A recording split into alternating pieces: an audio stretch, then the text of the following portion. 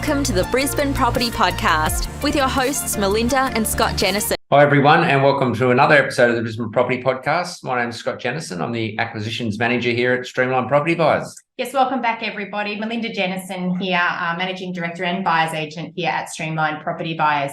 Today we do want to debrief the program that you may or may not have seen earlier this week that was presented on the ABC. That program was The Four Corners, and it did unveil some really unscrupulous activities in the real estate industry. So we would like to respond to that program and help listeners understand what some of the things that were addressed in the program, what you need to look out for as a consumer to ensure that you're not going to be exposed to those people that do the wrong thing by you in the industry, and specifically in relation to being represented by a buyer's agent. Yeah, so I was going to touch on that. It's basically about the buyer's agent side of it.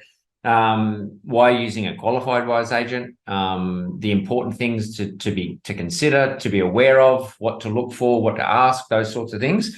And we thought we'd sort of open up a little bit on how it can help people. Obviously, it's a big commitment. We always say that it's a big commitment to buy property, massive commitment in life, and also then to trust someone to help you along the way to achieving what your goals are and what you're trying to achieve.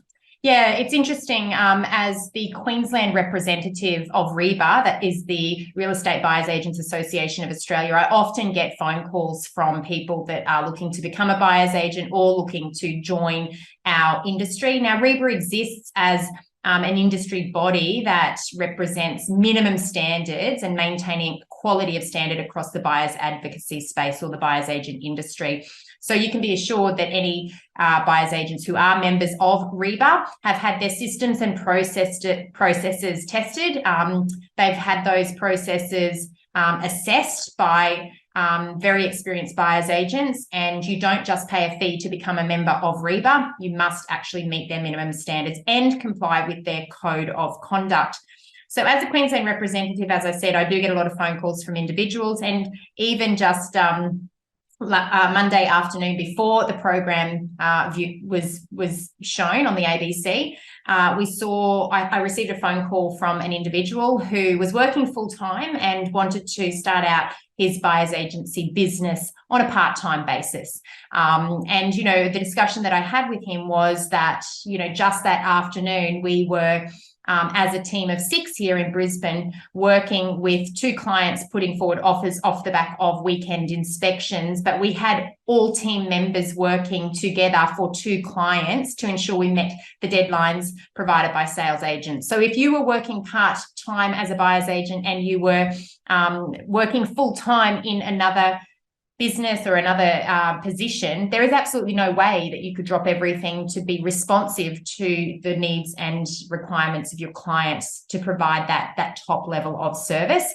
And therefore, my recommendation to that particular inquiry was that unless you're in a position to commit full time, you're really not going to be representing your client in the way that we feel meets our minimum standards for satisfaction by REBA. So it's definitely, a big issue that we have with the real estate buyer's agent space.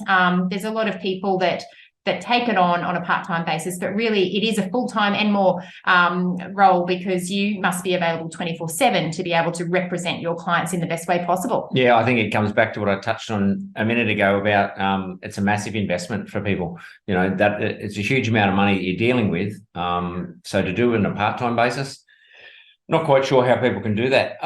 Before we get into and we'll explain a little bit more about the REBA and the qualifications and things like that, some things to look for. I guess one of the things that some people, when they talk to us, is one of the questions they probably ask is experience. It's probably not so much, I don't think, how many years you've been a buyer's agent, but how much experience you've got in the property market. Because it might not be just being a buyer's agent or a sales agent or anything like that. But it's how much experience you've got in. Have you been in the market in different types of markets? Have you purchased, have you sold, and experienced different levels and different types of market conditions to understand what's involved in all those as well? Yeah, it's interesting that you say that because, the same conversation that I had on Monday afternoon with this chap was, I've purchased 2 investment properties for myself, and therefore, I've got experience in buying property. I know and understand the market. Whereas as buyer's agents, when you have experience purchasing hundreds of properties representing clients, you have a different level of experience to someone that may have only purchased a couple of properties for themselves. And I guess that's what sets you apart as a buyer's agent compared to an investor for yourself. But to your point, Scott, experience in the property market might mean experience understanding different market cycles, different interest rate environments, how consumers react and respond to changing economic conditions. These are all things that influence consumer behaviour and therefore can influence the way you might advise a client to proceed in a certain situation. So it is that combined industry experience and industry knowledge that really sets apart those buyer's agents that provide a premium service versus other buyer's agents who may be more focused on getting a result very quickly for clients. There's a big difference between being transactional and being an absolute advocate to ensure your client gets the best possible outcome. Yeah, I can keep going back to, I guess, for experience. When I bought my first property, and I think I was paying 18-19% interest. So understanding different conditions is really, really important, especially when people talk about at the current time that interest rates changing and what's happening in that space, to be aware of what sort of effect that can have. Google reviews, I guess, when you start to look at, if you start to look to using a buyer's agent, one of the first things you can probably do is do some Google reviews. Have a look at some of their past clients, see what they've said about their service, some of the comments. Probably not so much what maybe agents say about the buyer's agent, I think, but more about what past clients have had. I think that's probably a good starting point. Yeah, not just using Google reviews as a representation of, what past clients might have experienced, but check a business's online presence, because what you will find is those businesses that are established and have good credibility in the market will have a presence across multiple platforms. They should be very visible on Google through contributing to industry articles, contributing to the industry, and you shouldn't see sort of bad reporting based on those types of businesses. I will say also there's online forums, especially if you're a property investor. You can look at what people say in online forums about working with different buyer's agents, and in fact look to see whether those buyer's agents contribute their information to that community to help people, or whether they're just looking to spruik their services to that community. Again, a differing factor in terms of the approach that different buyer's agents might use to try and get business. Of course, sharing of knowledge is a very good way to show how experienced you may be in a particular market, and it's something to look for, as opposed to, hey, I can help you do this, please reach out and we can take the messaging off the forum. Where are you going to buy? I guess that's one that people using not locals, if you want to put it that way, I guess, people that aren't local to the area. I think that's a strange one to buy a property in a different city or a different town, different location to where that buyer's agent is actually located, has lived, and knows that area inside out. And we look at selections for suburb selections.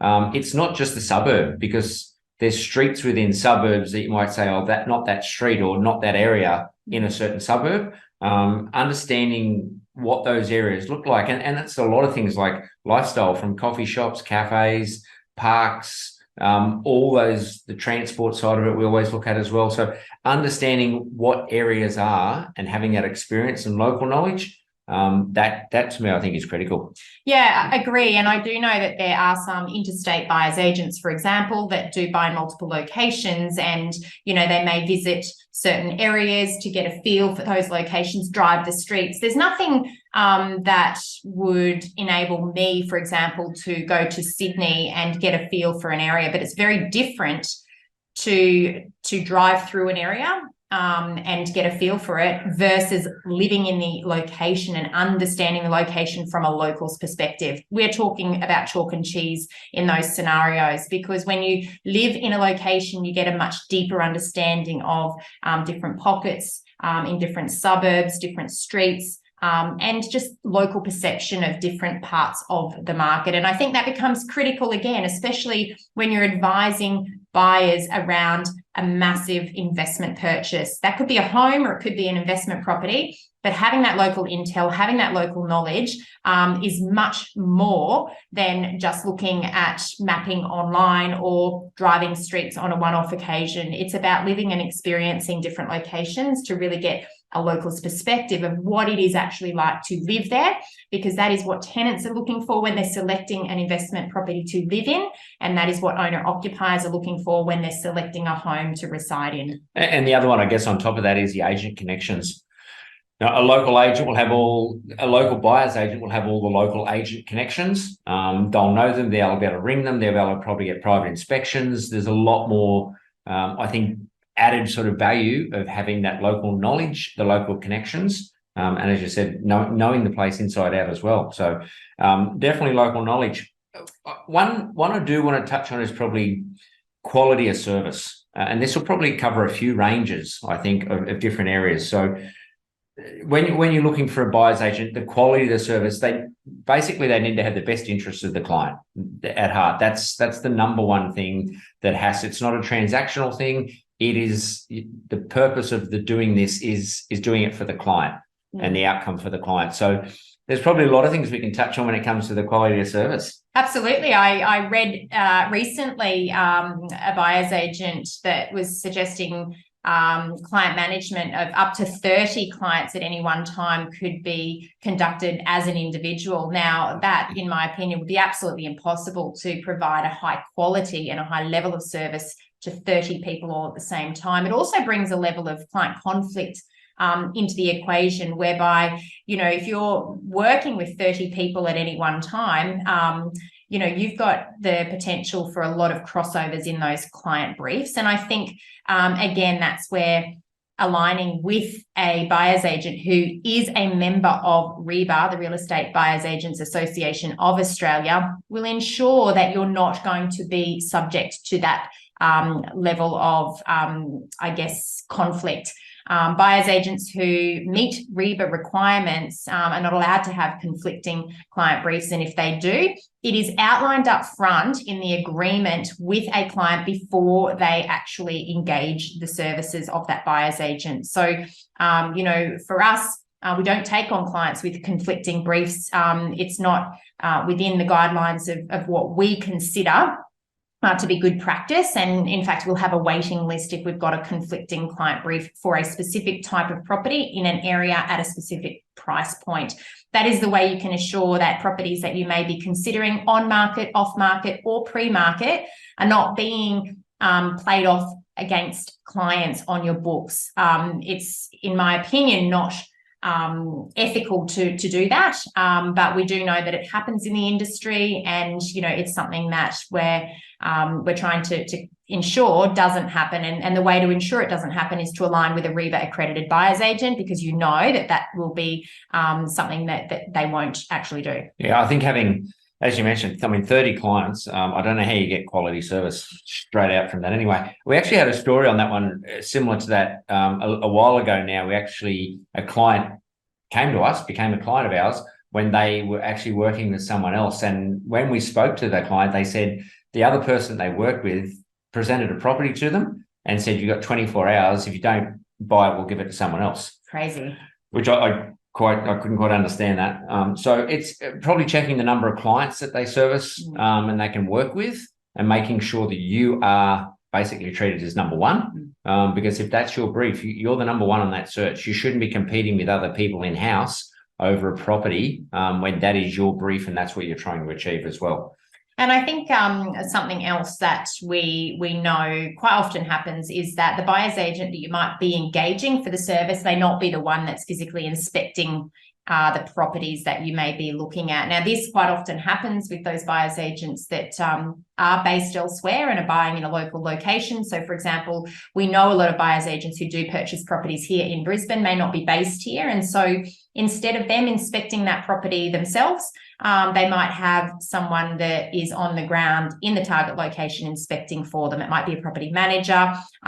It might be, someone that's part of their team, but it is important that you ask the question, who is going to be inspecting the property? Because here in Queensland, if you are buying in Brisbane, that person must be licensed and they must have at least a valid registration certificate, meaning they are a licensed real estate professional, and if they are inspecting property on behalf of another party, they must hold at least a registration certificate with the Office of Fair Trading. So it's really important to ask that question of your buyer's agent. If you know that they're based in Sydney and they're recommending something in Brisbane, or if they're based in Melbourne recommending something in Brisbane, it's really important to ask who's physically inspecting that property, and are they licensed in Queensland to be performing that duty. Otherwise, they're acting outside of the law.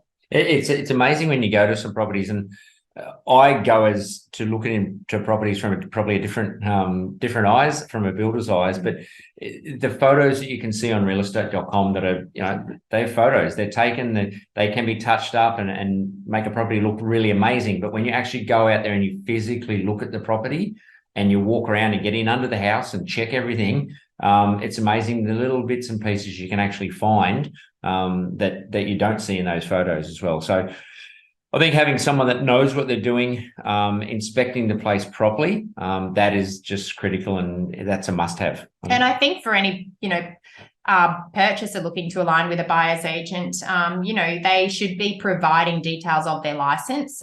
Here in Queensland, that should be provided on what we call a PO Form 6, which is a Property Occupations Act Form 6. Their buyer's agent license or real estate license should be clearly disclosed to you on that form, so that you can ensure that you are dealing with a licensed professional. Again, this is just another step in the process for you as a consumer in the due diligence that you should be doing to ascertain whether your buyer's agent meets the minimum standard, or alternatively work with a REBA accredited buyer's agent, because you know that they will be licensed and they will hold the adequate insurances for professional indemnity as well. So before again, I know we're going to touch on these memberships.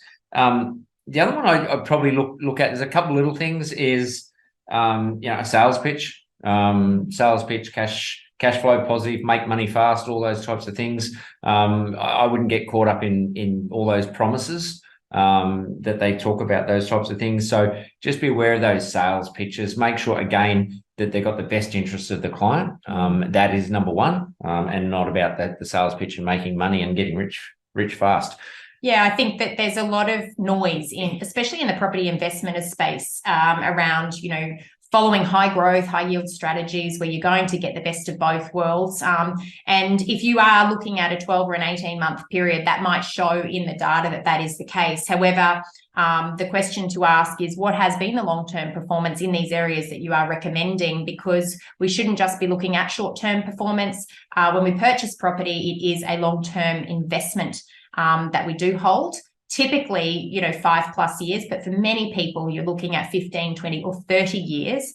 Therefore, what's most important for us as property investors is, what is the performance likely to be over the long term, not over the short term, because you're wanting long sustained growth in your asset to actually achieve those retirement goals that you might have. So it's really important that you ask the questions around any promises or guarantees of short-term performance, and extract information that's more relevant to the long-term performance, because that's ultimately where you will benefit most, especially as a property investor. Fees. It's probably one thing I do want to touch on as well. Cheap. So if you're shopping on price, I guess the old saying, you get what you pay for. Just be aware of prices, how people charge. The other thing is to be aware of is any referral fees, things like that. So make sure if there's a cheaper fee, is there a reason there's a cheaper fee? Are they getting paid from a referral from somebody else, whether it's an agent or anyone else associated with that, where we call sort of referral partners? So that's probably something I'd just be very aware of and ask that question, to make sure that there are no referral fees that are being sort of handed around between both parties involved. And the way that you should be able to find that out is that there is a requirement of disclosure for licensed real estate agents if they're receiving fees from others whilst they're working with you, if that is going to have a direct impact on you. So you can ask the question, but you should also be provided with that disclosure from a reputable buyer's agent. So feel free to ask that question. But again, working with a REBA accredited buyer's agent will ensure that your interests as a consumer are protected, because ultimately all of the processes of REBA buyer's agents have been assessed and they do meet those minimum standards that we do require as an industry to best represent buyers. Qualifications. I know you've mentioned REBA, and if the listeners out there are not sure what it is, we'll go through that. Obviously, there's different qualifications. I mean, in our team here, I'm a licensed builder through QBCC, so Queensland Building. You can search up the license of a builder anytime. It's free online through QBCC. You can put in the name, the license number. You can do a history of the search. So I'm not sure there's too many other buyers agents out there that actually have a builder in their team. But if they do, or if that's something that they're helping you with, or if they've got trades that work with them, people that they're referring to help you out, do a quick search on QBCC. You can see the whole history. Nothing gets taken away. So the history of that person forever, and it shows you of any defaults or anything they've done along the way. Melinda, you're yourself and another one of our team members, Briley, QPIAs. Yeah, so anyone that is providing tailored property investment advice to you, who may be a buyer's agent, should also hold relevant industry qualifications. And at this stage, because property investing is not a legislated part, or it's not a legislated thing here in Australia, for your peace of mind as a consumer, you are best to partner with a qualified property investment advisor, and that person will be accredited through PIPA, and that is the Property Investment Professionals of Australia. You can look at the PIPA website and you can do a search to see whether an individual or a business holds the QPIA qualification. And I cannot stress enough that if you are seeking advice from an investment perspective, that you really should be working with someone who's going to tailor that advice based on your individual needs and circumstances. I'll just circle back to, something that you said earlier, Scott, about not being transactional and really focusing on the best client outcomes. I just had a closing call with a property investor earlier today, and one of the things that he mentioned was a highlight for him is that at the beginning, before we even started the commencement of the search, through the education that we provide to our clients, we really helped him to understand the way that his finance was structured. And as a result of the education that we provided around finance structure and property investing, he sought some advice from his mortgage broker, and the whole finance structure changed. Now, yes, that delayed the start and commencement of the search, but for him, that was the most important thing, that we had the structure right up front before we actually went ahead and made a purchase on his behalf.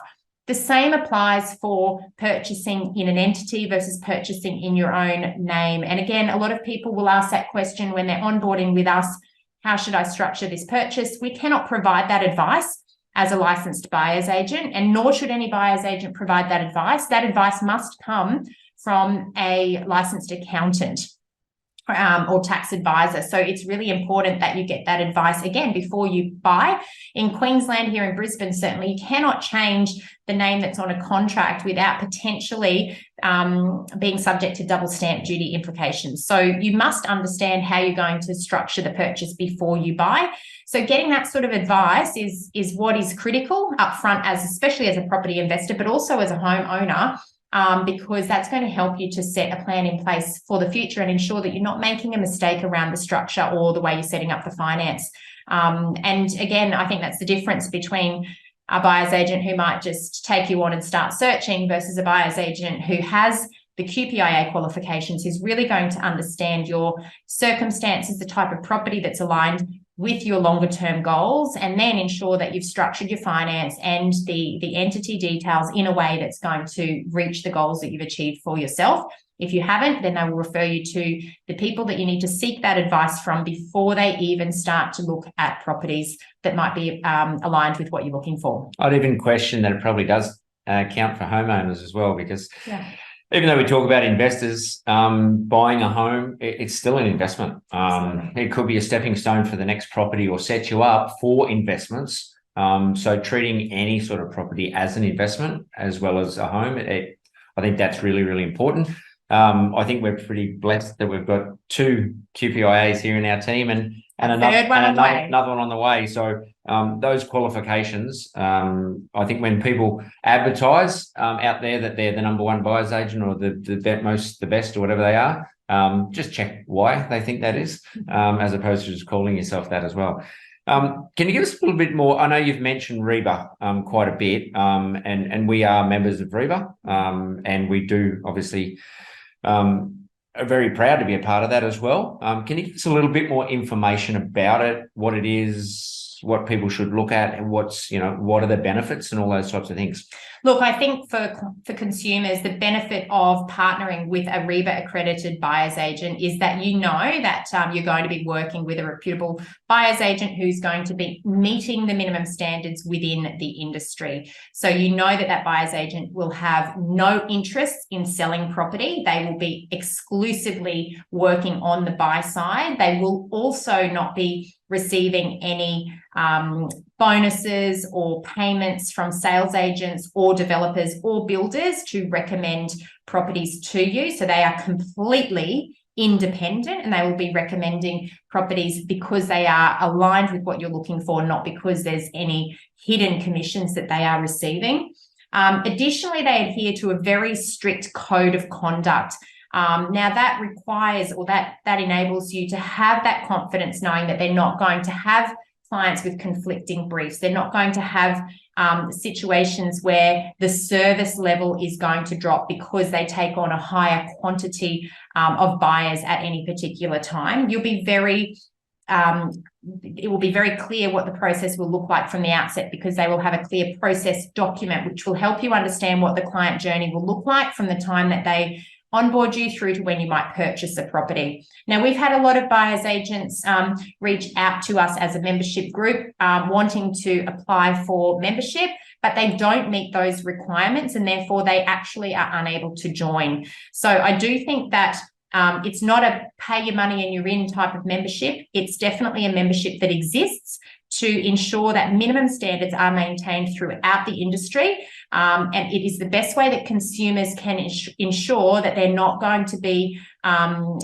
treated in a way or taken for granted, I guess, through the process when they are partnering with someone to represent them as a buyer. And ongoing too. So it's not just that qualifying to get in, but you actually have to continually meet those standards to stay a member. We go have conferences. There's meetings, obviously conferences. It's a group that share, and they share information and they share how things work through the industry. It's not a selfish part where you just go, oh, no, I'm not telling you anything. So it's people working together to help the consumer, the clients, to benefit from that part of the service as well. Absolutely. I think we've covered a fair bit there. So obviously it is important. As we said, it's a massive decision buying property, trusting someone that you can work with, and to have your best interests at heart. That's probably the biggest takeaway for it, and check on those qualifications. Absolutely. Look, I know that this has been a slight twist on our normal podcast episodes, but we felt it was really important to respond to some of the claims that were addressed in the Four Corners show earlier this week, which was really showing some of the worst things that can happen in the real estate industry. I know when we started out as buyers agents nearly 5 years ago in our business, our accountant said we'd never make it because we're too honest. And the real estate industry is full of dishonest people. Now, we've proven him wrong. That's not the case. We've proven that there's a way to represent buyers in an honest, transparent way, without all of the underhandedness, I guess you could say, that typically occurs in the real estate industry. There are a lot of good operators out there, both on the sales side and on the buyer's side. But as a consumer, sometimes it can feel like a minefield. So we hope that today's episode's really helped you to get some clarification on some of the due diligence that you can do to ensure that you are aligning with a quality buyer's agent who does meet industry minimum standards. And the best way to ensure that is to check if they are a member of REBA. If they're giving investment advice, check if they are a qualified property investment advisor, and also make sure that they meet the requirements that you're looking for in being comfortable with the client match. Excellent. Well, as usual, I will let Melinda wrap it up. It's been good talking. As I mentioned previously and ongoing, we're still working on exciting episodes, more information, guests, and to try and keep the entertainment and information coming for everyone in the podcast. So we'll keep working on that. It's been good talking, and we'll talk again next week. Thanks very much. Bye for now. Yes, as always, we hope you have enjoyed this episode. And if you have done so, please don't forget to share with friends and family. As always, if you would leave us a Google review, we would be very grateful. It does help other people find our podcast and benefit from the content that we share. Look forward to speaking with you again next week. Bye for now.